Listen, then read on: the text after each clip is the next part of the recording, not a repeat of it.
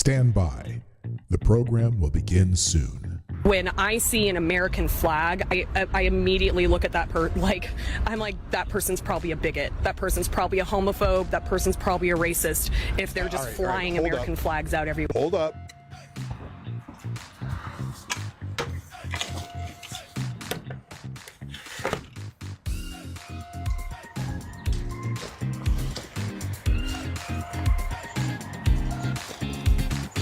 Hey, this sounds more like a you problem. You should probably go see somebody about that.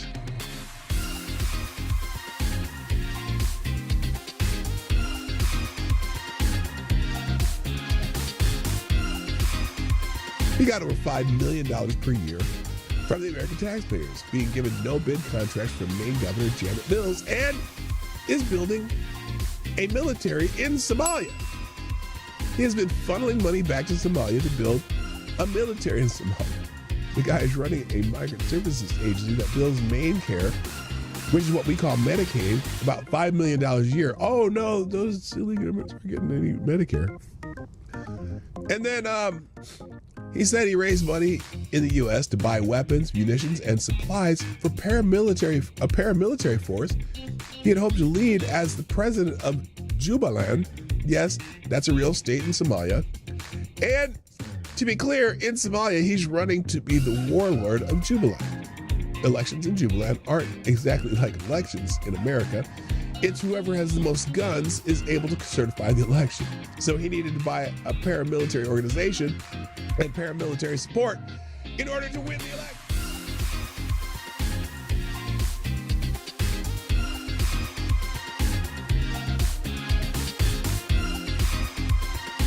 Avocados Diablias asked if you could bring any one comic strip character to life and train them to be a hitman, who would you choose? Oh, that's the easiest question ever.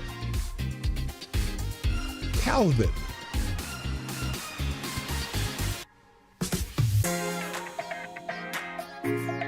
Calvin. Oh, look, Somnambule Nation, you and I are on the same page. Calvin. From Calvin and Hobbes. Yes. And by God, Calvin would be the greatest hitman to ever live. Better than John Wick. I guarantee it. I didn't have to think of it. Stand by. The program will begin soon. Yes, it's true. The Obama administration deported over 3 million people, and the Biden administration over 4 million people. But they didn't need troops. They didn't need military in the streets to do it. Tell me why.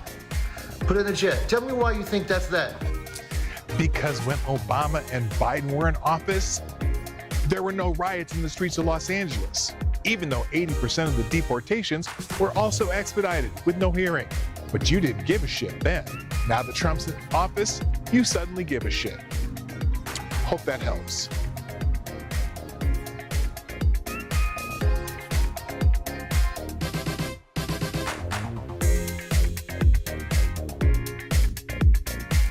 That turkey was amazing.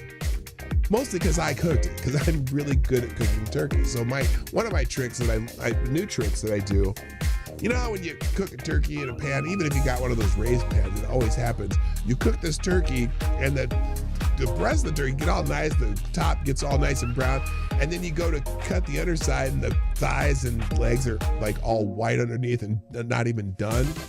Well, there's a trick you can do to avoid that. What you do is you cook the bird upside down for at least 1/3 of the cooking time. So you end up browning the bottom and sealing that first, even more so. And the other thing I do is I start my oven at 500 degrees. The first 45 minutes to an hour, you put it at 500 degrees, and then you turn it down to 325 and do the rest of the cooking. But anyway, do it upside down, and 1/3 of the way through, then you flip the bird back over in the pan, and the entire bird gets finished at the same time. So apparently, in the Europe, you can refer to Americans as pigs. but not convicted rapists. A German court gives a woman harsher punishment than convicted. I hate it when people say rapist. I'll just say unwanted sexual activity peoples for calling him a disgraceful pig. She called someone convicted of that crime a disgraceful pig and got a harsher punishment than the person who actually committed unwanted sexual activity. And so that's why people were posting that story about the German court gives women harsher punishment than convicted unwanted sexual activity. Stand by. The program will begin soon. There's a story about this man too. He led the attack on Pearl Harbor but died a Christian missionary on December 7, 1941. Captain Mitsuo Fuchida flew the lead plane against Pearl Harbor, shouting the famous code, Tora, Tora, Tora. He hated America. But after the war, he met a former American POW, Jacob DeSager, who had returned to Japan not to punish him, but to preach the gospel.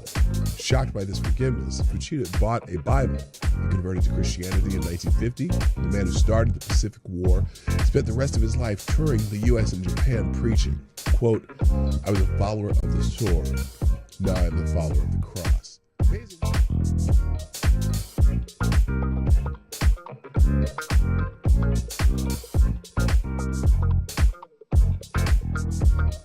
Nearly 5 years after pipe bombs were discovered outside the headquarters of the Democratic National Committee and the Republican National Committee in Washington, D.C., a suspect has been arrested in the case.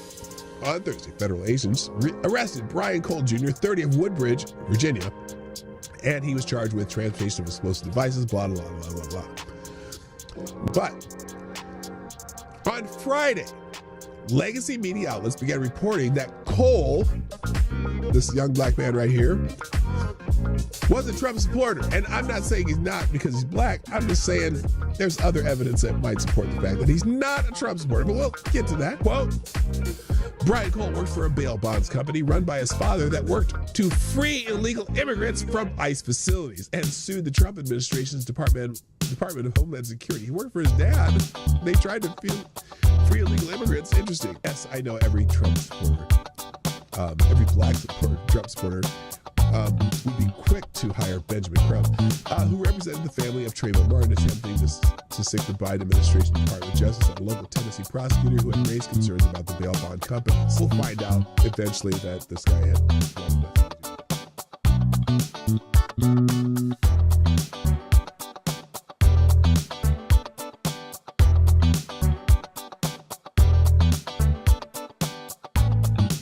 Additionally, if you open this up to ice fishing, while on the surface it sounds good, then what happens next year? Does someone come back and say, I want an ice shanty on Hudson Springs Park for X amount of time? And if you then allow ice fishing with shanties, then that leads to another problem. Prostitution. And now you've got the police chief and the police department involved. Just data points to consider.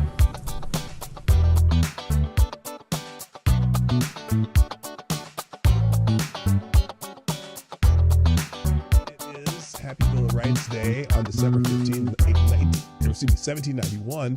The Commonwealth of Virginia ratified the Bill of Rights, the first 10 amendments to the U.S. Constitution.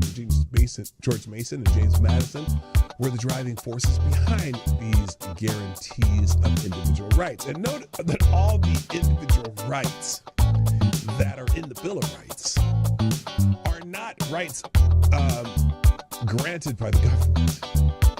Those are the inalienable rights which the government shall not infringe. And if you notice, it's interesting because the Bill of Rights is all about what the government cannot do, not what the government can do.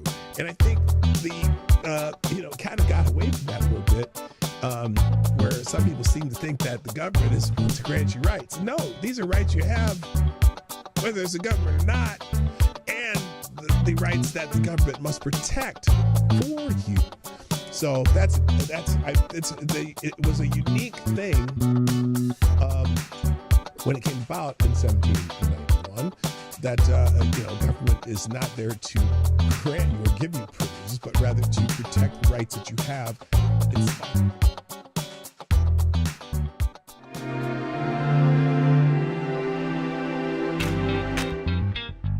Ladies and gentlemen, coming to you live from the Lucky Dog studio in a hidden location somewhere in the upper Midwest of the United States of America, it's a brother making his own way but with all the wrong opinions. Welcome to the Morning Night Live with your host, the one and only PDawgKnight. What up, what up, what up? Happy Friday! Hello, everybody. Welcome to the Morning Night Live. I'm your host, Marty, also known as Dawg Knight on the internet. Welcome back to the Dawg Knight Channel on this Friday the 13th. Uh-oh!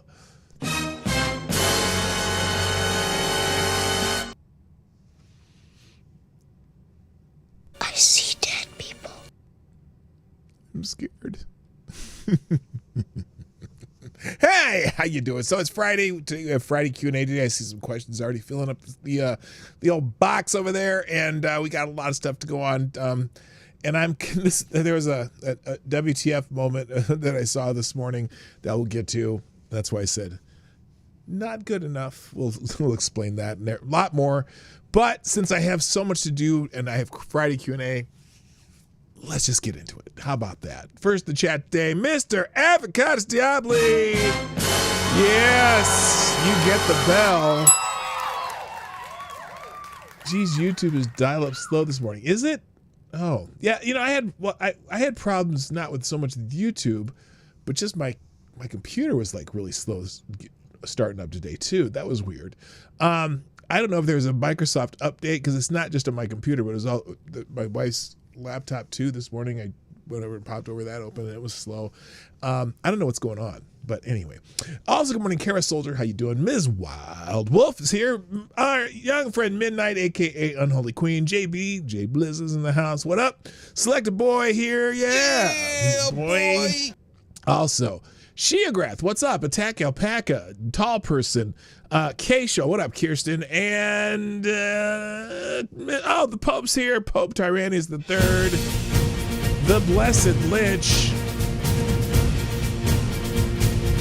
with today's blessing, not from the Father, not from the Son, but from the Holy Ghost. Today's blessing is, blessing of the Holy Ghost. Sometimes God wants us to slow down, but when we don't listen to him, he sends us a more direct message. Minor sickness and events are him yelling at us. Listen carefully. Thank you, Tall Person. Thank you, Tyrannus the Third.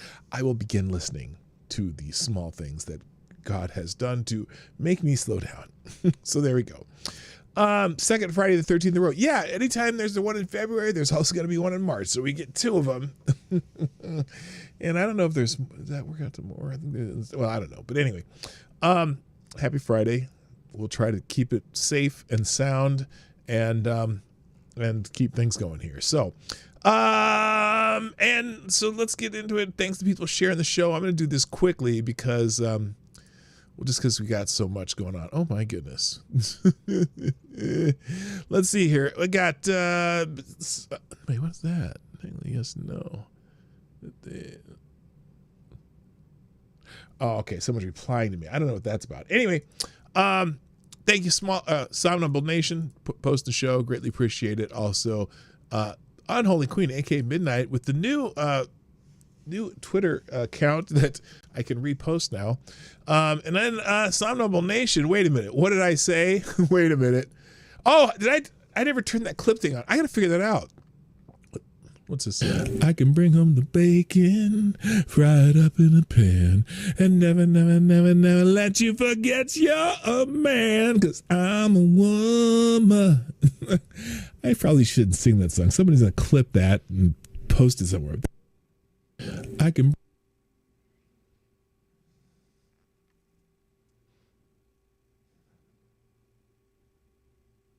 Case in point. Hello, Unholy Blue. It's been that boyfriend. 2 months, man. Good for you. Keep it going. I have a feeling that you got a good one there, Unholy Blue. Also, bonus, if a black cat crosses your path on Friday the 13th, pet the damn cat. Yeah, right? You know, black cats need love too. That was a weird thing to say. And also, more Dragon Ball Z, but that's me. Holy moly. That's... Thank you, JB. That's Dragon Ball me. Also, thank you to all persons sharing the stream as always. As you often do. Let me try to repost it and like it. And I hit the wrong button again. I clicked too fast.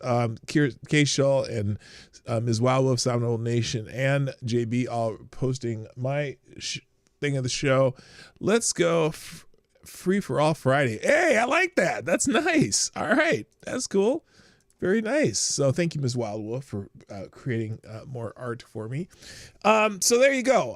Happy Friday. Now, speaking of Friday and things that we celebrate on Friday, today is Red Friday. That's why I'm wearing red. As I began to remember to do every Friday, Red Friday stands for Remember Everyone Deployed. Wait, what is this now? Hang on a second. Flopping Aces has this here. The whiny keyboard warrior critics clutching their pearls over steak and lobster for troops. Oh, yeah, we talked about that yesterday. Hi. Oh, Lord Stanhope's in the house. What up, Lord Stanhope? And Mike Savage. Blarg. Thank you for being here. So we mentioned that yesterday that they were bitching who was it? Paul Begala was claiming that, Pete Hegseth's just spending money left and right at the Pentagon. He's buying steak and lobster and furniture and all this stuff for himself and yada, yada, yada, which in reality it was, the steak and lobster for the troops. Occasionally they had to give a nice meal, and also they refurnished a bunch of different places at different bases or whatever.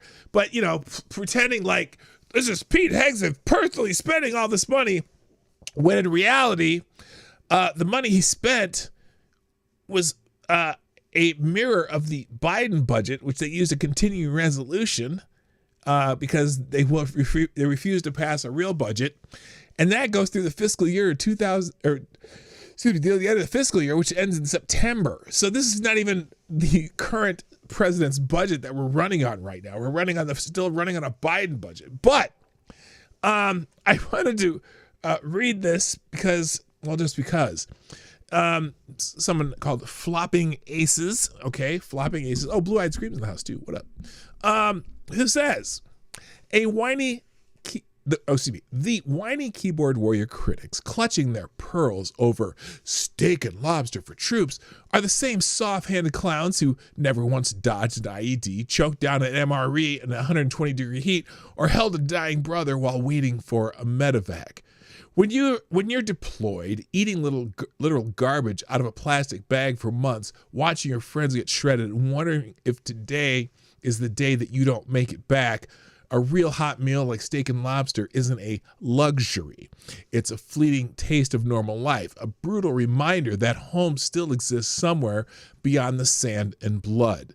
Veterans carry those rare nights forever. And there's a video attached. This guy described coming off a savage day in Afghanistan, surrounded by MRE trash, only for someone to announce steak and lobster night. That meal became a legend in their unit, talked about for weeks like it was the best thing they'd ever eaten. And then this other two people echoed it in a combat zone. That one hot home tasting meal can be the only morale shot you get in months. But the outrage mob, mostly laptop commandos and ivory tower hacks who've never worn a uniform or smelled cordite, loses their mind over it. They scream, "Waste!" while they stay silent on billions flushed down fraud-riddled federal programs, endless foreign giveaways, or pork barrel nonsense that actually lines the pockets of instead of feeding warriors. These troops risk everything overseas, limbs, sanity, life itself. They deserve way more than one surf and turf night. If a slab of ribeye and some lobster tail gives them a few hours of feeling human amid hell, then serve it up, baby. Hell, give them seconds and thirds. To the critics, he says shut up, which I would say shut the fuck up. sit down and thank God someone else is willing to eat lead so you can keep whining in safety. Our warriors have earned every fucking bite. Yes. That was well written. Now, I added a couple of embellishments in there, but here you go. So here's this guy, how he feels the rare night they get a good surf and turf. In 2010 in Afghanistan, I was working with two other Marine EOD techs, Brian Smith and Chindo Mesa. We had been out all day long working some IEDs. It was a difficult day. We had a few really close calls that day. When we got back, we sat down, and I've got this picture of us just sitting on a ledge at Patrol Base Karma, and there's a stack of MREs behind us. And I remember Mesa looking at me and saying, man, I hope I don't get that chicken tetrazzini or something like that. Like, we've been out all day. It's a tough day. It's like, man, I just hope I get a decent MRE. And then somebody comes around the corner like, hey guys, it's steak and lobster night. It's surf and turf. A log train had come in, which was insane because the route was littered with IEDs. And now I've got another picture of the three of us eating steak in the room that we lived in later that night. What's funny is the look on our faces from the one picture to the other is about the same because we're in war. But after that day, for weeks, we talked about steak and lobster nights. The only one I've ever gotten overseas. It was in the middle of a really tough summer. Brian got blown up a few weeks later. He's not with us anymore. He died of stomach cancer last year. Then I got blown up a couple of months later. And you see these tweets. You see these tweets about, Pete Hegseth has spent $15 million on steak and lobster. Are you serious? That is the only thing about home. That's the only thing that makes you feel special for the entire time you're there watching your buddies die and you're mad about that. The fact that people aren't smart enough to even look up what that's for before they criticize it. And I guarantee you none of them said a word when Biden surrendered Afghanistan, killed 13 of us, or when the whole DOD spent tens of millions of dollars on going woke. Come on.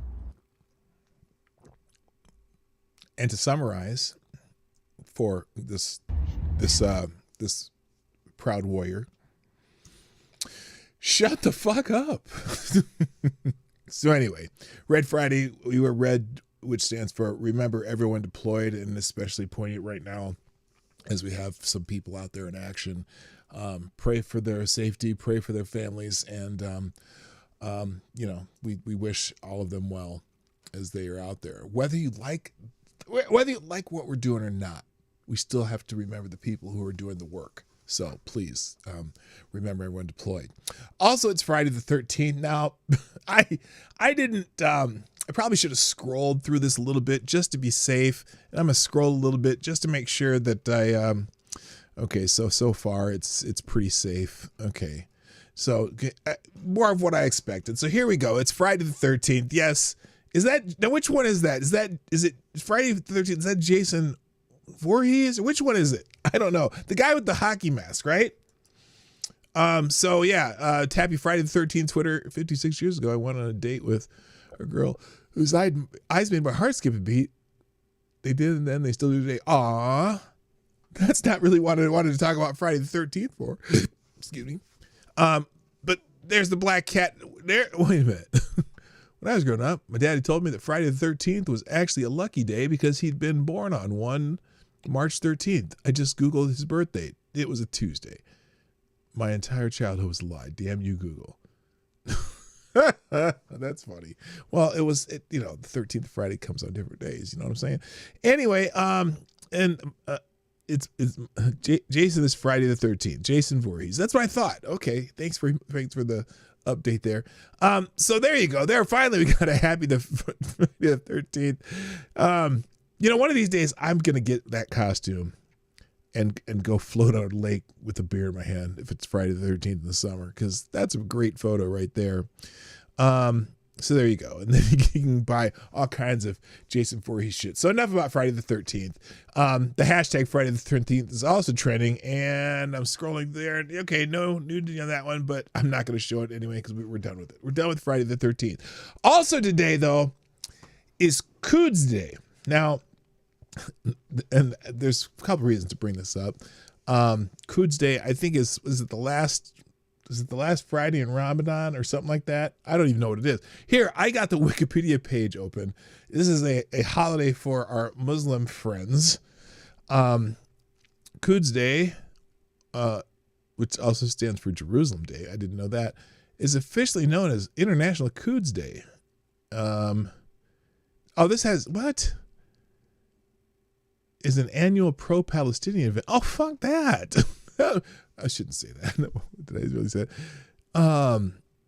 A pro-Palestinian event held on the last Friday of the Islamic holy month of Ramadan to express support for Palestinians and oppose Israel and Zionism. So that's what that's about. So I'm not wishing anybody happy Quds Day, but that's what it is if you're wondering when they start asking about it. So and the reason, there's a couple reasons it's trending, because basically it's just, wait a minute, this photo was taken at a past Al-Quds event. This is a burning U.S. flag. Today, Hamas plans to incite violence against Israel in the guise of Al-Quds Day. This is the day they all want to end Israel. Quds, Q-U-D, because I guess Quds, whatever. And so, yeah, the demonstrations are for the Palestinians, and so they're doing this in mostly Iranian-backed places. So, and so we'll get to the significance in a little bit later, because we're going to talk about a lot about Iran today. But actual holidays like that we give a shit about. Today is National Canine Veterans Day for the military and police dogs who have, I guess, retired. They get an extra treat and a little play with the ball today. National Jewel Day, jewel as in jewelry, not what you might have thought I said. Also, National Good Samaritan Day. You should be a good Samaritan every day if you can. World Sleep Day.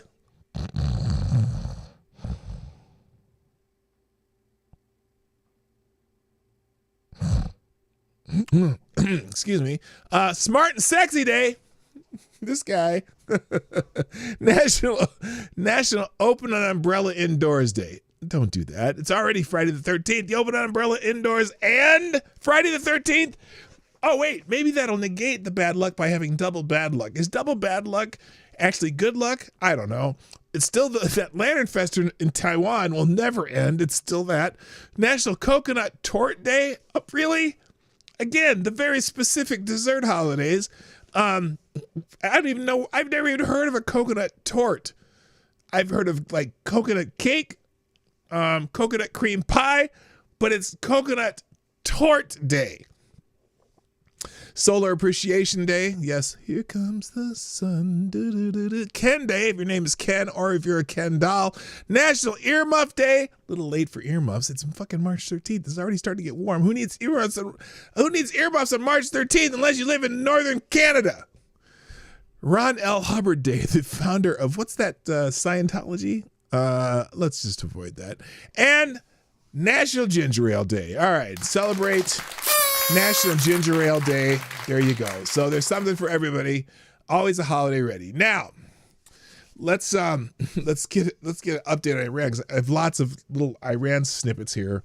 One of them, so we'll just go down the list in the order that I put them here, which is no particular order. First of all, Trump sends a chilling message to Iran, vowing unparalleled firepower against, quote, deranged scumbags, which has some people, who hate Trump, got their panties in a bunch. President Trump issued a new threat against the deranged scumbags leading Iran, vowing to use his unparalleled firepower for a fresh wave of deadly attacks Friday, which Secretary of War Pete Hegseth warned would see the highest volume of strikes that America's put over the skies in Iran, which they've begun on Quds Day, where they celebrate basically Quds Day is like from the river to the sea day for all these motherfuckers, which fuck that. Anyway, Trump's chilling message came after Iran's supreme leader, Ayatollah Mujtaba Khamenei, delivered his first public remarks, and after two extremists attacked a synagogue and a college in the U.S. on Thursday, which we'll get to. Now, here's the thing, though. They say that this new supreme leader, Mojtaba Khomeini, delivered his first public remarks. They still haven't actually seen him yet, though. Like there's a little bit of question mark about whether he gave the public remarks or they were just distributed on his behalf. But the quote here is, "We are totally destroying the terrorist regime of Iran, military, economically, and otherwise. Yet if you read the failing New York Times, you would incorrectly think that we are not winning," Trump wrote on a Truth Social just after Monday night. There's a weird thing going on, by the way. If you haven't noticed, there are some people out there, like in the news and on social media, who just are convinced that we are getting crushed in this war, or whatever this is called. I don't know if it's considered a war yet or not. But it's just crushed, that we're getting destroyed, and I'm like, it's hard to tell because I'm not seeing it on if it were actually getting destroyed, right? You would think you would at least hear about it like on MSNBC or CNN because they'd be overjoyed, right? They'd be, see, Trump's a terrible bubs, this and that, Trump, and saying that we deserved it and shit like that, right? But I haven't seen that necessarily. I've seen a couple of people like, but anyway, if you go on the internet, there are actually people who think that we are getting destroyed. All our bases have been destroyed and everything's gone. Everyone's dead. Like that Tel Aviv's destroyed and flattened and everyone's, and it's kind of weird. Like you would know if that actually happened. So anyway, he says Iran's Navy is gone. Their Air Force is no longer. Missiles, drones, and everything else they are having been decimated, and their leaders have been wiped from the face of the earth. Trump boasted over U.S. military's unparalleled firepower, unlimited ammunition, and plenty of time. Watch what happens to these deranged scumbags today, Trump said. They've been killing innocent people all over the world for 47 years, and now I, as the 47th president of the United States of America, am killing them. What a great honor it is to do so. God damn, he's just savage. Thank you for your attention to this matter. So, at early morning press conference Friday, Hegseth reiterated Trump's threat. Today will be yet again the highest volume of strikes that America has put over the skies of Iran and Tehran. And then the Israeli military announced it had launched a wide-scale wave of strikes across Iran on Friday, targeting an underground ballistic missile facility, an aerial defense base, and command centers. Khomeini, who has not been seen since the joint U.S.-Israel operation in Iran began on February 28th, used his inaugural speech to call for the Islamic Republic to obtain compensation from its enemies. If it refuses, we will take from its assets to the extent we deem appropriate, and if that is not possible, we will destroy its assets to the same extent. So, I don't know if he's got something up his sleeve or this is a Baghdad Bob moment. I'm not sure. The speech is believed to have been used to activate Iranian sleeper cells abroad to commit attacks against Israeli and American targets. So there have been some, what's a good word for it? Not interesting, but events that have happened that are not good. So anyway, also apparently Iran's new supreme leader says the Strait of Hormuz must remain closed as a tool to pressure the enemy. But on the other hand, there have been ships that have been getting through the Strait of Hormuz. In fact, they allowed a Turkish ship to go through. Apparently, a couple European countries are negotiating with them to have their ships go through. I don't know what's actually true there, right? But Iran's new supreme leader, Mojtaba, I don't know how you say that. Khomeini made bold threats and demands in his first public statement since taking office 4 days ago. The son of the successor of Iran's recently killed tyrant Ali Khamenei declared that his regime forces will keep the blockade of the Strait of Hormuz, the world's most critical oil choke point. The lever of blocking the Strait of Hormuz must definitely be used, he declared in a statement read out on the main state-run TV channel. Quote, we will not refrain from avenging the blood of the martyrs, he threatened, referring to his father and several dozen top regime operatives eliminated in joint U.S.-Israeli airstrike. Mojtaba, who's not been seen in public since taking office, is believed to have been injured in the opening strikes of Operation Fury that killed his father. According to the New York Times, regime officials say His legs were hurt, but the circumstances as well as the extent of injuries were unclear.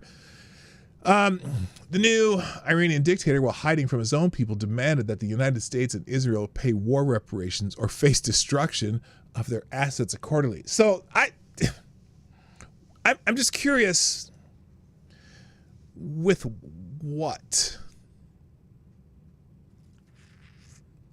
They ain't got a whole lot left. So are they just gonna send out these sleeper cell attacks all over the place? He also called for the struggle against the United States and Israel to continue, urged that the Strait of Hormuz remain closed, and vowed, "We will not refrain from avenging the blood of the martyrs." So, which is, that's expected to hear from him. But who knows if we'll hear from him for long, if based on what Trump just said basically last night. Now, on other fronts, Hezbollah has launched a front on Israel in a joint IRGC strike. A serious escalation ahead. Hezbollah declared a military campaign against Israel. Like, I didn't know Hezbollah's military campaign against Israel ever ended. Like, it's been ongoing for 20 years. Anyway, they declared a military campaign against Israel on Wednesday night in what Iran's Islamic Revolutionary Guard Corps described as a joint and integrated operation, launching more than 100 rockets, drones, and missiles at over 50 Israeli targets as Jerusalem retaliated with heavy strikes in Beirut and warned the confrontation is now headed towards serious escalation. Speaking as sirens sounded across the northern and central Israel, the IRGC said the assault was carried out in coordination with Hezbollah, with Iran launching ballistic missiles, while the Lebanese terror group fired waves of rockets and drones at Israeli territory. The barrage marked Hezbollah's largest attack of the current war.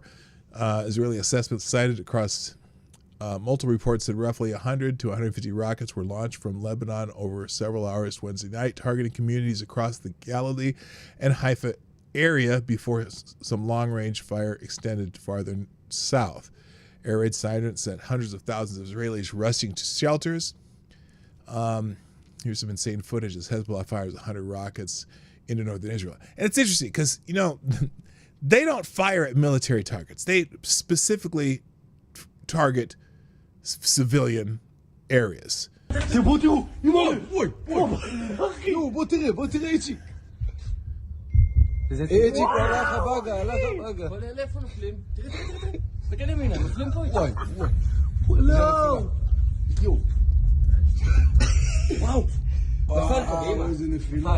So some are making it through, but most are getting taken out of the sky.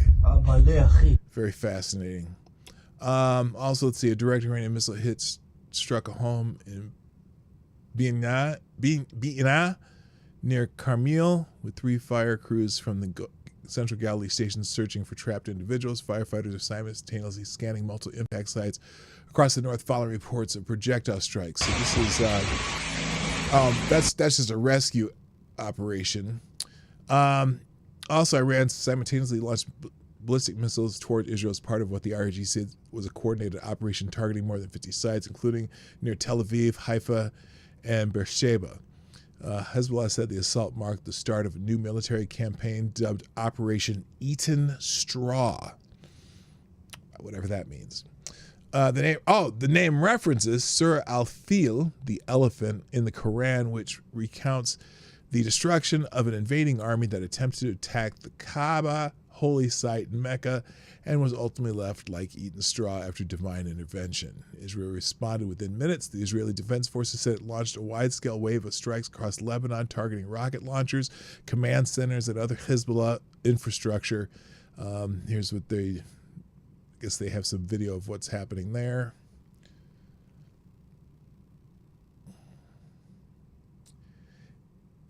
It's interesting because they're striking back at military targets, while their opponents are just trying to hit any civilian place they can hit. So, interesting. In the early hours Thursday morning, the IDF said Israeli forces struck 10 Hezbollah headquarters and command facilities near Beirut's Damme district within roughly 30 minutes, including intelligence headquarters and command center belonging to Hezbollah's elite Radwan Unit. And then it says a serious explosion in Rock Bay Ridge southern suburbs as the IDF says it bombed 10 Hezbollah headquarters in the Daye within 30 minutes. So تعال يا حسين تعال ناطر ها ده فقعة واحدة شفتيها أنا عم صور فقعة واحدة ها لك 3 4 يا إيه قال 5 ليك هي ضاحية عم طولها يا زلمة ضاحية عم طولها لك شو 5 6 ها. And then the Israeli Air Force, working with ground forces, also struck more than 20 additional targets across Lebanon and destroyed dozens of rockets launchers prepared to fire into Israel. The IDF is operating with determination against Hezbollah terrorist organization as a result of the terrorist organization's decision to deliberately attack Israel on behalf of the Iranian regime. Which aren't they kind of puppets of the Iranian regime? So, and this has more. You can read that on your own. And then also there was a U.S. aircraft that crashed, which prompted a rescue effort. A U.S. Air Force KC-135 Stratotanker refueling aircraft crashed in Iraq after an incident involving 2 aircraft while supporting Operation Epic Fury. The U.S. Central Command said on March 12th, which was yesterday, authorities have launched rescue efforts for the crew and the lost plane while the second aircraft safely touched down, according to CENTCOM. Apparently, update on that is, I believe the crew of that particular plane, I think they all perished. I'm not 100% sure though. So as I said though, we're starting to see some interesting, when I say coordinated, not necessarily coordinated, but could be related attacks happening in the U.S. At Old Dominion University. There was a pew pew event that happened on Thursday when a 36-year-old Mohammed Baylor Jola, a naturalized citizen convicted in 2016 of supporting ISIS, entered an ROTC classroom shouting the what should I call it? The phrase. I'll just call it the phrase, Allah Akbar, and opened fire. Lieutenant Colonel Shah, a decorated veteran with multiple combat tours and honors like 2 Bronze Stars, died from his wounds. 2 cadets were injured but stable. The students subdued Jalla without guns, neutralizing before police arrive and likely saving more lives. As the FBI investigates the campus honors Shah's service and the cadets' courage amid questions over the shooter's release from prison in 2024. So this guy already had ISIS ties, somehow got released from prison, and was allowed to stay in the United States. Interesting. Now, here's just some people referencing this. Just in, retired FBI agent erupts on judge who let the Muslim migrant free to shoot up Old Dominion University. This is that him? I don't know. Well, here, let's see what this guy says. I should have gone to jail for 20 years, Lawrence, and I believe did somewhere in the neighborhood of 132 months. And again, it goes back to that suicidal empathy. The judge here decided that somebody that was tried and convicted of providing material support to ISIS deserved a second chance. That one too, AD. And this was his second chance. We are going to see more ISIS-related and inspired attacks. And why is that? Well, propaganda and attention is the coin of the realm in the terror business, and ISIS doesn't want Hamas and Hezbollah getting all the attention. So I think now more than ever we need to pay attention to these potential lone wolf attacks. Interesting phrase he used there in the beginning. I'm going to play it just the beginning one more time. Gone to jail for 20 years, Lawrence, and I believe did somewhere in the neighborhood of 132 months. And again, it goes back to that suicidal empathy. Suicidal empathy. Suicidal empathy. That's the phrase. That's the phrase we should probably be using ad nauseum, especially these people who are protesting on behalf of the Iraqi, leadership. Like you have the guy carrying the rainbow flag, mourning the Ali Khamenei. That would be suicidal empathy, because he would last in Iran. He would be on a crane right now. Anyway, everyone should be angry right now. Good America was killed today because America did not deport an ISIS terrorist. Please share the legacy of Lieutenant Colonel Brandon Shah.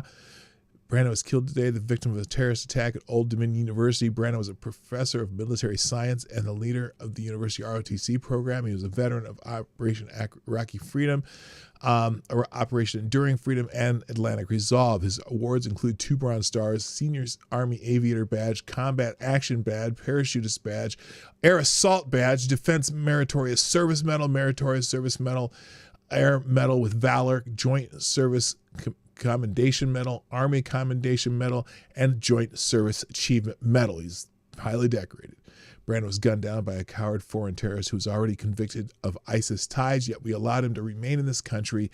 We must fix our immigration laws. Please pray for Brandon's family. Now, this is interesting because in that attack, the perpetrator of the attack was deceased, is deceased.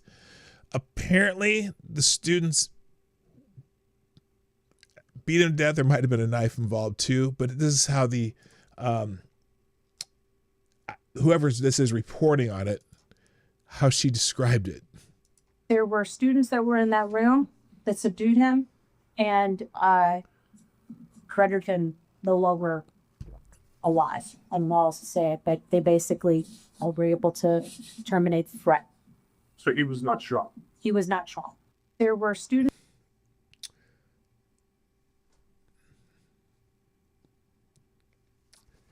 They eliminated the threat.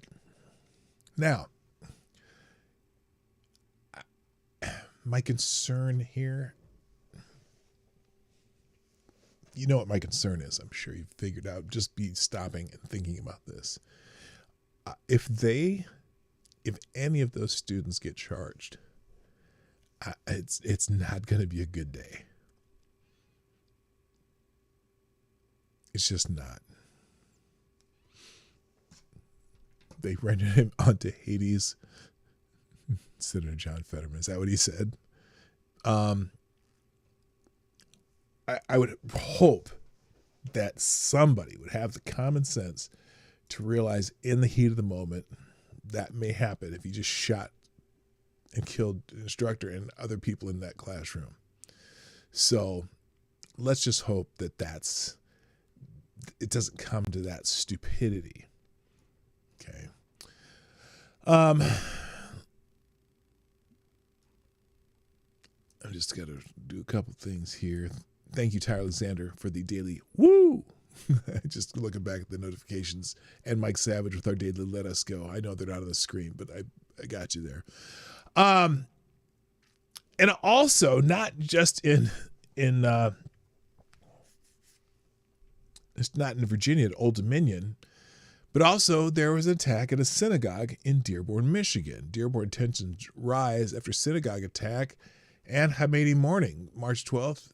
Ayman Ghazaleh, a 50-year-old naturalized U.S. citizen from Lebanon living in Dearborn Heights, drove into Temple, Israel in West Bloomfield Township, about 20 miles from Dearborn. The FBI called it a targeted act against the Jewish community, and Ghazaleh was killed by guards with no other injuries. The video violence followed U.S. and Israeli strikes that killed Iran's supreme leader, blah, blah, blah. And apparently he had his car that he drove into the synagogue was had some explosives in it, didn't go off, but he was killed by the guards there. And so some of the posting here, this is in the middle of Dearborn, Michigan. An entire crowd shouts "Death to America." When asked about it, Rashida Tlaib confused to condemn it. What's that? الموت لأمريكا! الموت لأمريكا! الموت لأمريكا! Not a great look. You're in the United States shouting that. Look, the mayor condemned it. The White House condemned it. At least the mayor condemned it. What about Congresswoman Rashida Tlaib? She reps Dearborn. Is she okay with her constituents chanting "Death to America"? That's a good question. Fox Business correspondent Hillary Vaughn asked her. Watch. Congresswoman Tlaib. Fox News. I don't talk to Fox News. At a rally in your district, people were chanting "Death to America." Do you condemn? Talk to Fox News. But do you condemn chants of "Death to America"? I don't talk to people that use racist tropes.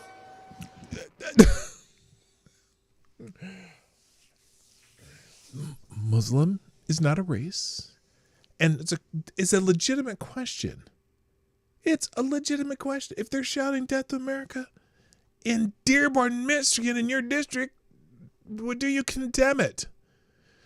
So Rashida Taliban wasn't going to answer that question. Dearborn Henry Ford Community College professor Ali Akbar Shadid says Trump made a huge mistake by killing our leader. Our leader? Wait a minute. Where do you live, sir? Where do you live? He's a professor at Henry Ford Community College in Dearborn. The God we belong to him we shall return. The pure soul of Sayyid Ali Khamenei returned back. We shall return. The pure soul of Sayyid Ali Khamenei returned back to its Lord as a martyr, like Imam Hussein alayhi salam, and joined his grandfathers and all of the prophets and the best of prophets, Prophet Muhammad, peace be upon him, and his progeny, the Ahlul Bayt alayhi salam. May Allah raise their ranks in paradise and shower them with mercy. However, Trump did a huge mistake by killing our beloved leader. Our beloved leader. Wait, where are you? Where are you from? Sayyid Ali Khamenei. He thought that by killing him, he's going to make the believers submit and make them hopeless. However, we're going to continue on the path of Sayyid Ali Khamenei. We. Who's we? Who's we, Professor? We who? We're going to hold his blood, his ideology. We're going to learn it and teach it to our children and grandchildren. The death to America, death to Israel thing? Is that what you're going to teach them? That's your ideology, pretty much, right?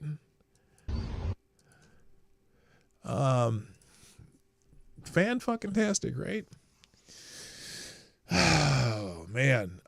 Unbelievable. So, that's why Dearborn's trending. Also, ROTC's trending because the students took care of business. The guy who, the shooter in their midst.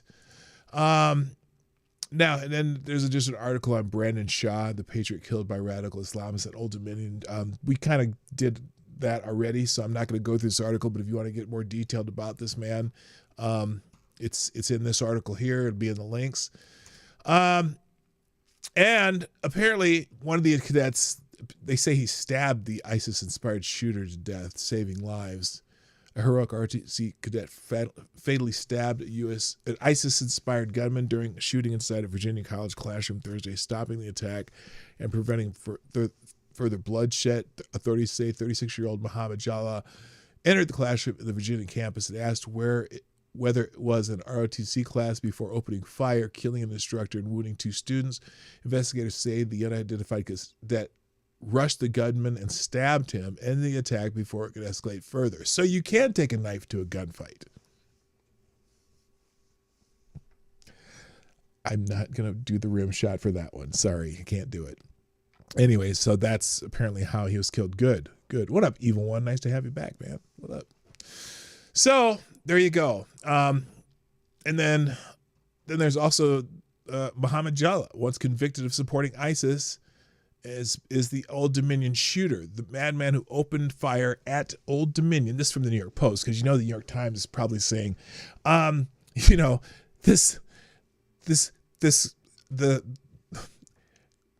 would they describe this? Virginia man, life changed in an instant when he could have been frolicking in the Atlantic, beaches or something. Madman who opened fire at Old Dominion University on Thursday, killing a retired military officer instructing an ROTC class, has been identified as ex-National Guard soldier convicted of trying to support ISIS. Mohammed Baylor Jallah, 36, stormed into a classroom inside ODU's Constant Hall and asked if it was an ROTC class. When someone confirmed that it was, he launched the suspected terror attack, shooting the professor several times, law enforcement sources said. A heroic ROTC cadet at the Virginia school jumped into action to prevent more carnage, stabbing Jalal to death after the crazed suspect gunned down the class instructor.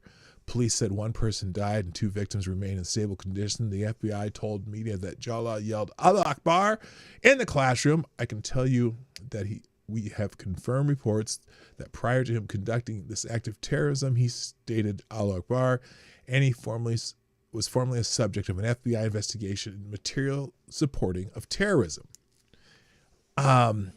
So they confirmed that. We've already heard it, so there's more details here. But yeah, he was convicted of being a supporter of ISIS, a naturalized citizen, and now he's been decitizenized. And then also gunfire exchange after a vehicle crashes into a Michigan synagogue. This is the other one that we just mentioned. Law enforcement responded to reports of an active shooter sometime after 12:30 p.m. Thursday at Temple Israel in West Bloomfield, Michigan. Update.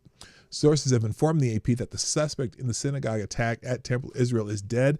He was allegedly armed with a rifle and was killed by synagogue security. Fox News reported that a vehicle was driven into the building and then gunfire was exchanged between synagogue security and at least one person.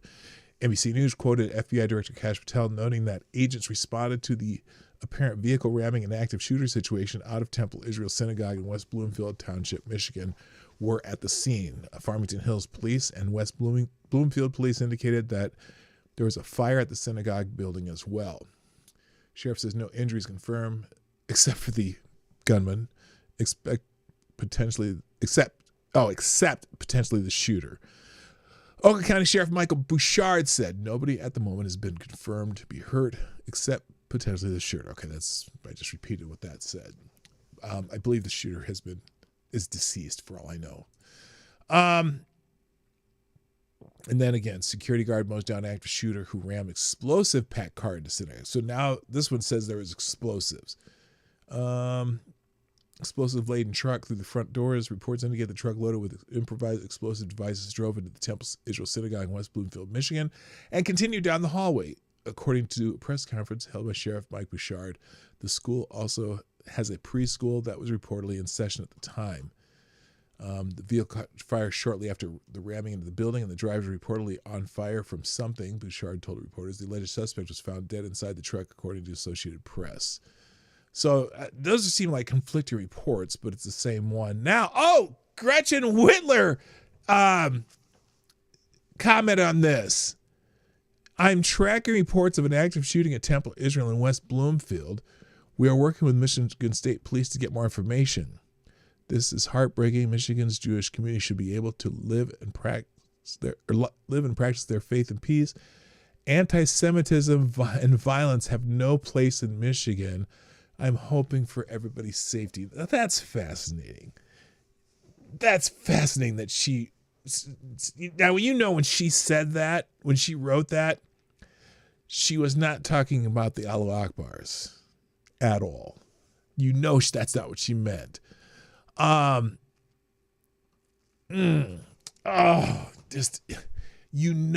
she's just hoping it's some right-wing nut job, right? But again, it's not. It's funny too, because actually now, to be fair, the mayor of Dearborn, Michigan has already condemned this attack. Okay. But it has resurfaced this clash that he had with this guy at a city council meeting where he kicked out someone complaining about renaming the street after a terrorist supporter, which they did. Christian Dearborn resident opposing naming the street after Hezbollah supporter Osama Siblani. Mayor Abdullah Hamid snapped back, "You do not belong in this city. Get out. You are not welcome here."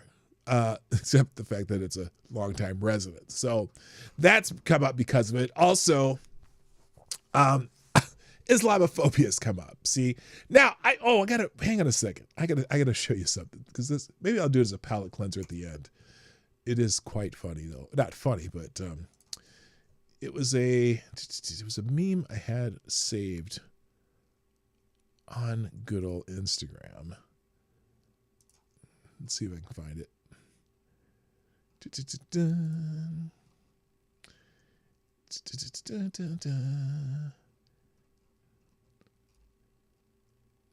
Oh, yeah, here it is. New Harvard study finds that Islamophobia may be caused by Muslims trying to murder people. That sounds like sounds like a Norm Macdonald joke. In fact, there is a similar Norm Macdonald joke out there. I'll leave that in the links today. All right. Just a quick bruise of other things that are trending right now that we're not going to get into too deeply. Whoopi Goldberg suggests Trump's Iran strikes were distraction from Savannah Guthrie's missing mother. We saw that clip on Tuesday, I think, or Wednesday, when and I heard her say that, but I didn't quite believe I heard what I heard. And I was like, because, you know, everyone wants to say, oh, this Trump strikes are to distract from the Epstein files. But she also said it was to distract from Savannah Guthrie's mother missing. Here's the clip. It's just nutty as hell. Mm-hmm. It's nutty as hell. Yeah. And you're right. Every day is something new. And it's, you know, I was thinking about it yesterday because I thought, well, okay, why haven't we been talking about Savannah Guthrie and what's going on there? And her mother. Why haven't we not been been talking about the Epstein files? Because that's still there. Yeah. Yes. Yeah. Wow, this is a distraction from the fact that Savannah Guthrie's mother's been She's stupid. This is meant to get us so worked up that we are unable to see anything else. It's a very ragged...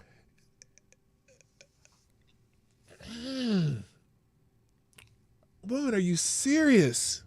You cannot be serious. That's trending. And also, let's see. The thumbnail today. Let's just talk about the thumbnail, then we'll do Friday Q&A. We'll do Friday Q&A. So, in Arizona, this senator, the state senator from Arizona, had some questions for a female college athlete. I have my sports hat on now. Okay, a female college athlete who did not want to play volleyball against a man. Okay, because there's a San Jose State University had a trans-identifying male on their team, and so one of the players, you know, didn't want to play against that man, probably on principle, but this Arizona State senator decided to frame it in a way that is very, very interesting. So let's just listen to this. I mean, I have my sports hat on now. It's all about a sports mentality, growing up in sports, being a tomboy. I mean, you look pretty healthy. I've played against girls that look like you. You look very much in shape and strong. But it's a sports mentality when you're growing up and how much competition that you'll take on. So it's not just a silver bullet for one community of sports players. It's the individual person. Where are you going with this? On how competitive you want to be. So you grew up one way. I grew up a different way. I would have taken on a man in a heartbeat. I played in, I was the only girl sometimes in men's sports. Would you? Now, this is different, being the only girl in boys' sports when you're young. And as someone who's coached, I coached basketball for about 30 years. I've coached youth sports for years, okay? I started coaching youth sports when I was in college. And I've coached boys and girls, okay?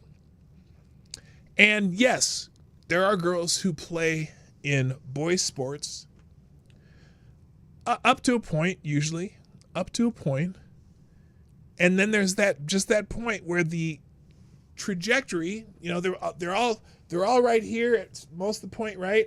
And then there's a trajectory where they all start getting better, but then strength, size, and speed causes this to happen.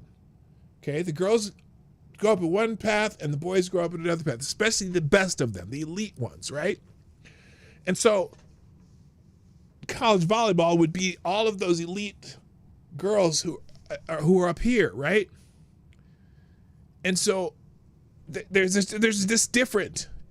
And so her saying, well, I played against boys when I was a kid. Really? How did you ever play against a man competitively when you were 20? And how'd that work out? This is a dumb thing to say. Anyway. But to have a man on my... Oh, too. Yeah, advocacy. That's a good point. The difference is, too, choice. You chose to do that. One girl playing with boys is doing so willingly. Not being forced to in your highly competitive college athletics. My team, I would have welcomed it, but this is just my opinion. No, you wouldn't have. So it just depends on the sports mentality of that So individual. it says this is a problem with the girl who woman or whatever, who doesn't want males playing in her sport. And that's why this bill is bad, because you're just putting a whole community of women's sports in one category. Yeah, women. That's the category. Females. That's the category. What else would it be? Now, if you as a female wanted to attempt to play on a college men's sports team, you certainly could try out. When women like me, we have a different opinion. So how competitive do you think you really are? Madam Chair, Go right Senator, as elite level athletes, I would say we're very competitive, which is why this bill designates 3 categories: male, female, and co-ed. The idea is that everyone can participate in sport. If you want to compete against your man, absolutely. Like, let's do that in the co-ed section. That's the clarity and distinction is really important, because when men are allowed access into women's sports and spaces, it's not women's sports and spaces anymore. And as the passage of Title IX was so important, there is a need, a necessity to protect women's spaces. It's not to say that people are banned from sports. That's not the situation at all. If that's the level of competition you want to have for yourself, amazing. Knock yourself the fuck out. In fact, go take up boxing and then do it. But again, this is about protecting the women's category in women's sports. Okay. Thanks for your opinion. So anyway, that's some condescending shit right there. When boys play in girls' sports, there are no girls' sports. Again, I've coached lots of kids in my 30 years in coaching. And to deny the differences between the two is just stupid. You clearly don't know anything about sports if you deny that. All right. Just the other two ones, I'll just give the headlines. Mayor Mamdani. This is a shocker. This is a shock. I completely out of left field, shocking. You never would have guessed it. Mayor Mamdani pushes tax hikes on wealthy to retain New York residents. Now, that seems like an oxymoron. You're pushing tax hikes to retain New York residents? That doesn't make sense. And then the other one, feature topic was what? David Ellison. Pete Hegseth Pete Hegseth was ripping on CNN for their bogus reporting, claiming Trump's team underestimated Iran in the Strait of Hormuz. And so he was saying, the sooner David Ellison takes over that network, the better. Which to some of the lefties saying, they want CNN to become a mouthpiece for the White House. Yeah, that really doesn't it. So, all right, ladies and gentlemen, it's time. Your favorite time of the week. Yes, it is time for Friday Q&A. I'm going to have to go through this pretty fast today, but we'll do our best. We'll do our best to do our best. Also, thanks for the people who are in the chat today and everyone who joins us on the daily. I appreciate you guys more than you know. I hope I'm going to go through this fast and then we're going to get out of here. Just because. Also, if you'd like to sponsor the show, you can do that at the link. I just rechanged the link at the top of the chat. All right, first question today for Friday Q&A comes from none other than Mr. Avocados Diablo, who gets a bell for that too.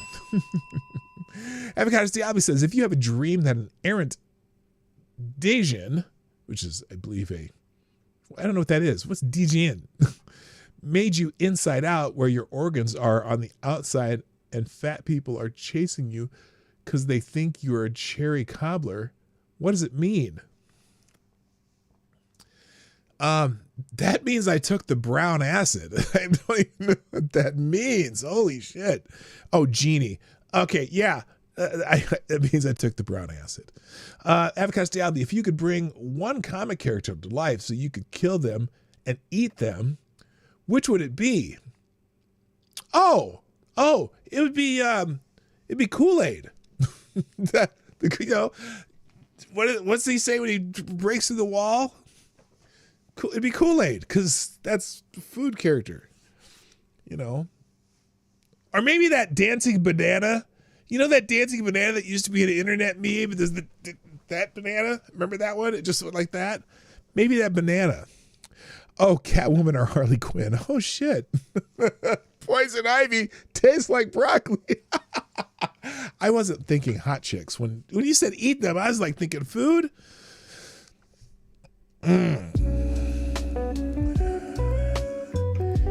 But let me ask you, which Catwoman? Because there are a lot of really good choices. Eartha Kitt, Halle Berry, Michelle Pfeiffer, or the greatest Catwoman of all, and I can't think of her name. Who was the Catwoman? Who's the Julie Newmar? Yeah, Julie Newmar. That's who I was thinking of. Fine individual. Okay. Avocados Diablo asks, where is the line where napping becomes sleeping? I don't know if you ever caught one of those episodes where I was dozing off during the video I was playing because I was so tired because I barely got any sleep. That's kind of the cutoff. It was just sleeping. Then I woke up, fortunately, before it was time to hit pause again, but whatever. Lord Stanhope asks, what's the difference between noise rock and punk? Asking for a friend. I've never heard the term noise rock. I've never heard that term. Like punk's attitude and usually just gobbledygook, but I've never heard of noise rock. I just haven't. Avocados Diablo asks, have you seen that Tiffany Haynard, the corrupt wacko wannabe gangster, ex-super mayor of Dalton, Illinois, is now running for the Board of Commissioners as a Republican now in Georgia? I did see that. Nate the Lawyer had a video about that. Yeah, look up Nate the Lawyer, Tiffany Haynard. He's got a whole video about it. That crazy crackhead lady is now running for office in Georgia. I think the people of Georgia are going to find out about her if she's actually on the ballot. The problem is too, like they do those in districts, and there may not. I don't know if there's anyone running against her. I think. Oh no, there's 2 Democrats running against her. But yeah, that's crazy. She needs to be. I'm surprised she's not in jail. In fact, her trial's coming up. By the way, her trial's coming up soon. Let's see, where are we at here? Lord Stanhope asks, how exactly would one disgrace a pig? How would you disgrace a pig? Look, pigs are actually fairly smart animals. Like you could train a pig like you could train a dog. So if you just said bad pig, that'd be enough, because they get like they're sensitive like dogs. Avocados Diablo asks, have you seen Candace's latest theory that since Charlie Kirk was killed in an atrium that was 5-sided, like the inside of a pentagram, that his killing was a spell sacrificed to start a war in Iran. Oh my God. Look, I'm just gonna say this now. Okay. I don't listen to Candace Owens at all. And it's funny because there's a friend of mine at work who's, he's kind of on the right side of things. We talk about politics every once in a while. And oh my God, he thinks Candace Owens and Tucker Carlson are God's gift to news. And I'm like, she's kind of retarded these days. She just, it's the world according to Candace, and her sources are usually Candace, and her references are usually Candace. And I think she has I think she has brown acid dreams too. So yeah, I haven't seen it, but I believe it. Avocado Stab, is it true that you're not fully clean unless you're zestfully clean? Well, no, that's not true. Sometimes just some vinegar and baking soda does the job. Lord Stanhope asks, if you had to go back home to the old country, would the old country be Sumeria or Acadia, aka the original Babylonians? Well, no. The old country for me would be just north of Nigeria. I can't remember what I did one of those DNA things, and some of my DNA is from Nigeria, but also there's like a stretch north of Nigeria. Can't remember what it was, but yeah, no, that'd be my old country. Okay, or it could be grand old Ireland, because half of me is Irish too. Anyway, that wasn't a very good Irish accent though, right, Mike? It sounds stupid. Hi, Special Cat Acid. Okay, which I wasn't juxtaposing those for a reason. I just happened to be noticed your green avatar there. Okay, let's see. Avocado Diablo asks, have you seen that NASA released footage of their probing of Uranus, and it discovered that thumbnail of Adam Schiff had taken residence there? Well, that is appropriate that Adam Schiff thumbnail has something to do with Uranus. Ba-dum-bum. Lord Sandobass, since it's Friday the 13th, will you take a moment to give a fresh fish to an adorable black cat, or at least some chicken livers and gizzards? Black Cat Live Matters. Well, my mother-in-law has a black cat, although it's not, it's one of those tuxedos, like it's black but has the white chest and all that stuff. Maybe I'll take some fish over to the kitty. That's his name, Kitty. Lord Avocado Stabby, yes, I know you're not much of a gamer, but have you been paying any attention to the slew of games for modern audiences from AAA studios that are just insta-flopping lately? I have not. Look, what was the last game I played at any sort of regularity? Call of Duty, like when that was the second iteration of Call of Duty, my son and I used to play when he was here at home. And then, and what's the other game I played that I can never remember the name of it? The Knights Templar one, that guy there's like 18 different versions of that now too. Yeah, no, I haven't heard about that. So sorry, I'm not much of a gamer. Lord Santa asks, what's worse than your singing? What's worse, that your singing is torture to cats, or that you feel like a natural woman?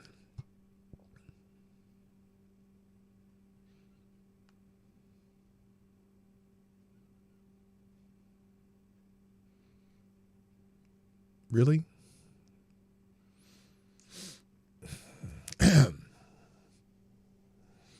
Avocado Stably asked, of all the 80s gum jingles, which do you think was best? The best? Gum jingles. Let me think about that. Assassin's Creed, that was it. I used to play that a lot. I couldn't remember the name of it though. Probably the Doublemint one, although I can't remember any of them now. That you put me on the spot knowing gum jingles, and I don't remember how any of them go. The only thing I can remember the Arid Extra Dry jingle, but I can't remember any of the gum jingles. Oh, Big Red was a good one too, but I did the double mint one was pretty good, I thought. Lord Stanham asks, what's the worst situation, being red, seeing red, or peeing red? Oh, definitely peeing red. Being red just means you might have been in the sun too long. Seeing red, well, rose-colored glasses. Peeing red, go see a doctor. Avocado Stably, what is the most mundane, ordinary, everyday thing of no real consequence that you have nonetheless privately celebrated having done? Well, you mentioned napping earlier. That's probably it. Napping. Lord Stanhope, Scotch or Irish or Japanese? That's a alcohol question.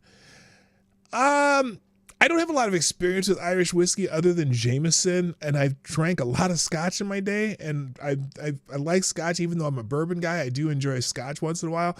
And Japanese, I've had sake maybe a couple times, but that's all I know. So, and I never had a Japanese whiskey, so I'm going to say Scotch.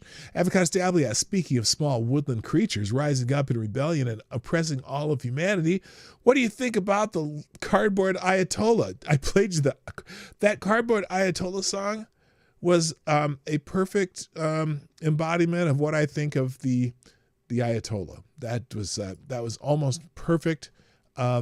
That almost perfected my thought. Don't let the Cardboard Ayatollah go out in the rain, because I don't think that he will make it. And, it took so long to bake it, and they'll never have that recipe again. So there you go.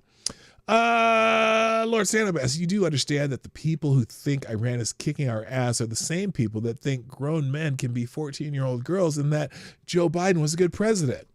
Abso-fucking-lutely.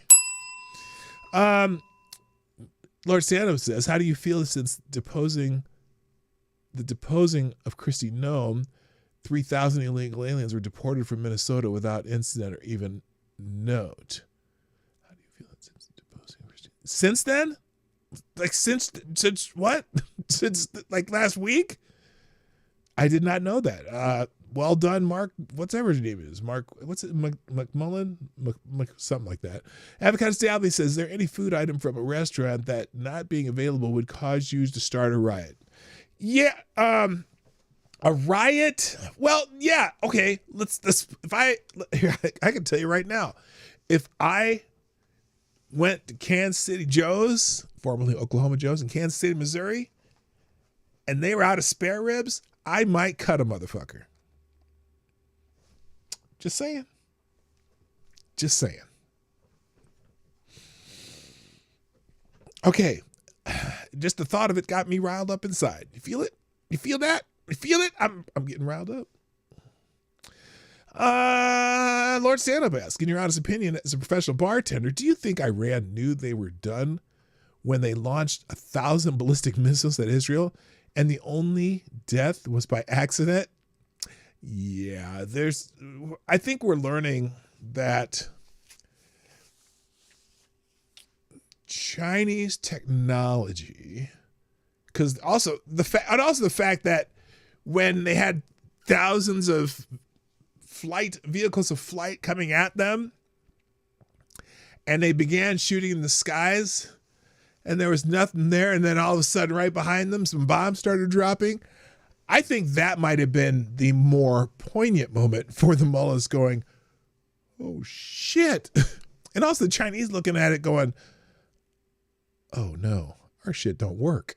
That'd be a moment of truth, I would think. The Avocado Diablo, have you seen the videos of missiles being taken out with lasers almost the instant they are launched? I have not seen that. If you have a video, send that to me. Avocado Diablo, if you were told that a Donny Osmond song played backwards contained a satanic message, which song would you think it was if you had to guess? Definitely One Bad Apple. It's foreshadowed in the song played the correct way. One bad apple, don't spoil the whole bunch, girl. Oh, I don't care what they say.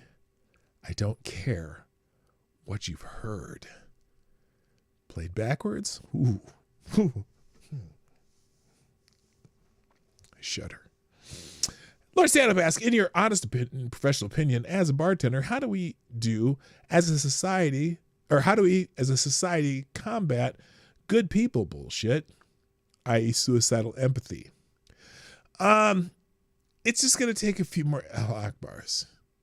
You know, like that Walter Masterton douchebag who the guy jumped over him to throw the bomb. Eventually, one of those attacks are going to be successful, and then it's going to take out a bunch of the dumbasses, and they're going to be like, fuck. All right. We give up. Lord Sandabest, but seriously, today, at one point, will you pet a black cat? I mean, a good pet with a scratch behind the ears and maybe under the chin. If I go to my mother-in-law's house, I'll pet the fucking bad cat. Why? What's with the black cat? Do I have to pet a black cat on Friday the 13th? Is that going to make my luck any better, or will it make it worse? I don't know. If I find a black cat, it is likely that I will pet it today at some point. Select Boy asks, Mary Jane or Felicia Hardy? I don't know. I'm not sure what that's reference to. Mary Jane or Felicia Hardy? Is there a Mary Jane Hardy? Who are these people?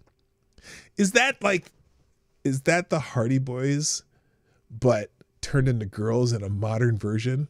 I don't know what that is. Professor Rock, he talked about it recently. Oh, Spider-Man. Oh, Mary Jane. Come on, let's stay original now. Let's not fuck around with that.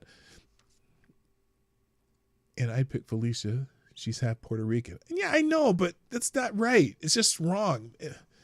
Anyway, speaking of Avocado Style, speaking of Islamic terrorists, have you started to see the light and reject your heathen ways when it comes to cooking bacon yet? What heathen ways? Look, sometimes I cook bacon in the oven on giant sheet trays because I have to cook a lot at once. Sometimes I'll break out the big ass cast iron skillet and cook it in the cast iron skillet. Sometimes I'll use the regular old Teflon pan. Look, as long as you're cooking bacon and not microwaving it, which is fucking sacrilege, I don't care. As long as it turns out fairly crispy, I'm good. Okay, Lord Stand Up. My favorite black cat is actually Eartha Kitt, circa 1967. Your thoughts? I've never thought Eartha Kitt was all that attractive. She was all right. The voice was awesome. Her Catwoman voice was the best. But Julie Newmar was, God damn. I shouldn't even be talking about this. Okay.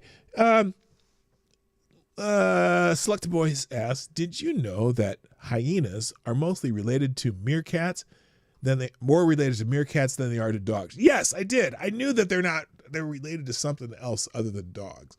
I just couldn't remember exactly what. Avocado Sadly, how late are you? I'm going on about 2 minutes. Ms. Wild Wolf asked, did you forget to show the videos you asked me to get for you? Oh my God. Yes, I did. I was going to do that first. Damn it. Please remind me on Monday. I definitely want to play that video. I don't have time though.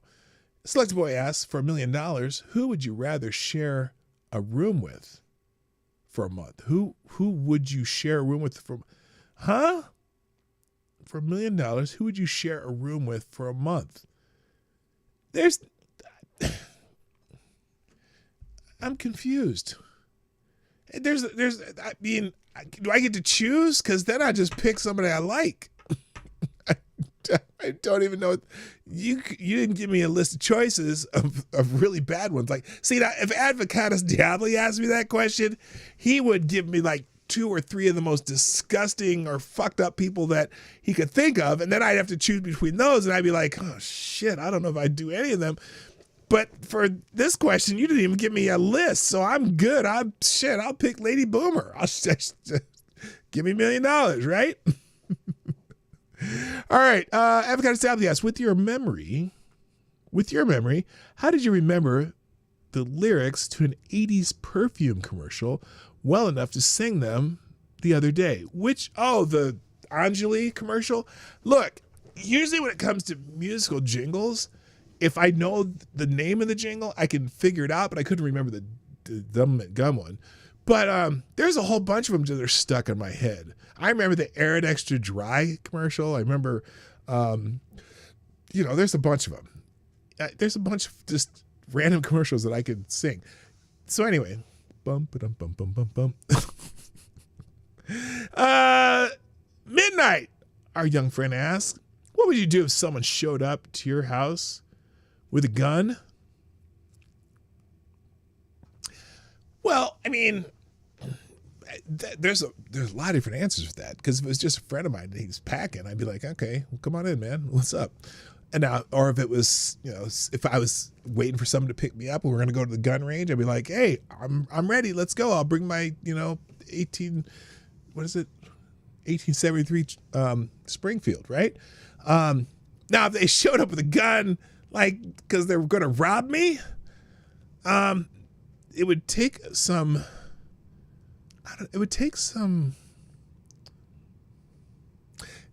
It just depends on how froggy I was feeling. I might jump.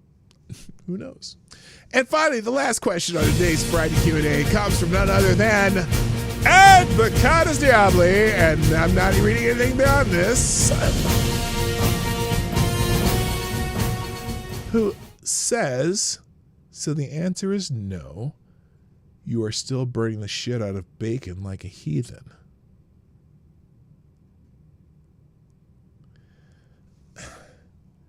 Who said I'm burning it?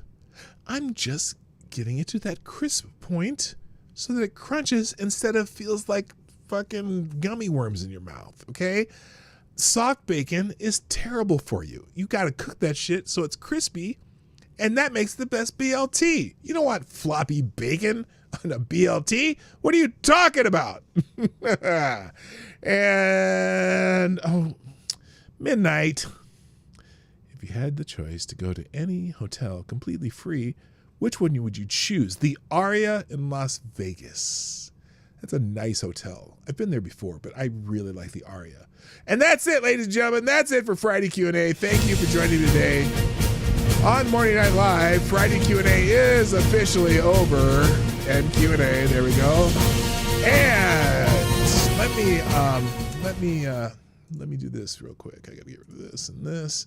I hope you all have a good weekend. And Ms. Wildwolf, I will remember that on Monday. Or you can remind me. I'll do it early in the show.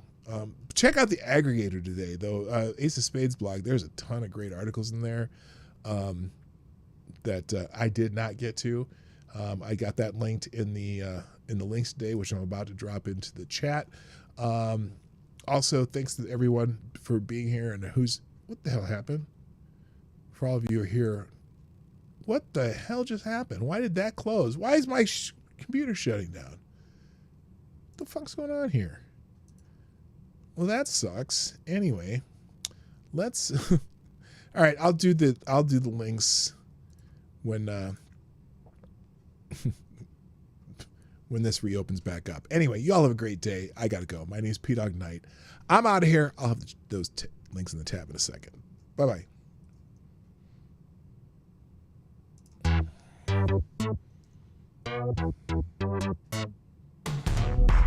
Hey, this is PDawgKnight, and thank you for watching today on the PDawgKnight channel. If you have an observation or remark you'd like to make about this video or my channel, I absolutely welcome you to write it in the comment section down below. I really look forward to hearing from you. And before you go, if you like what you saw but you're not already subscribed, please make sure you hit the subscribe button and definitely click that bell that pops up afterward so you'll be notified when I post new videos or when we go live. I broadcast my live show, The Morning Night Live, Monday through Friday at 10 a.m. Eastern, 9 o'clock Central. A special thank you to all supporters of this channel who share our videos on social media and who make donations through the Streamlabs link, which is also in the description down below. Thanks again, and until next time, I'm PDawgKnight, and I'm out of here.